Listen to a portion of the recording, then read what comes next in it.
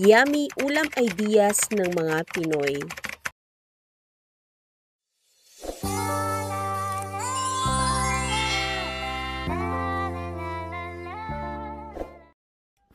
Meron talagang pagkakataon na kapag tayo ang tagaluto sa kusina ay nauubusan nga tayo ng ideas ng lulutuin natin sa susunod na araw. Kaya naman heto, tutulungan na kita kung ano mga pwedeng ulam na pwede mong iluto sa mga susunod na araw. Kaya naman, please keep on watching. Ginisang alugbati with sardinas. Sinigang na hipon.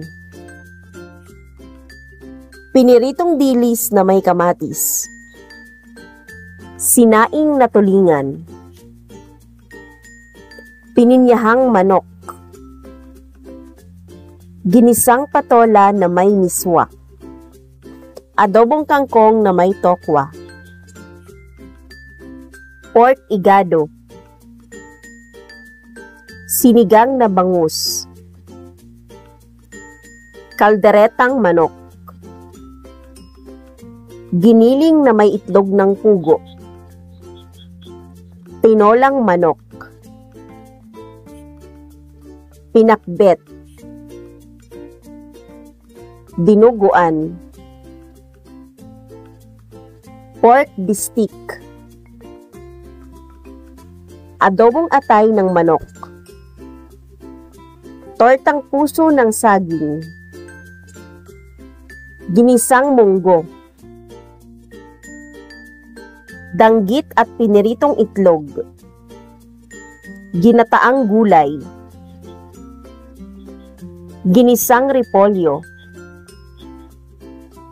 Adobong pusit. Nilagang okra at talong. Laing. Nilagang talbos ng kamote at okra na may alamang.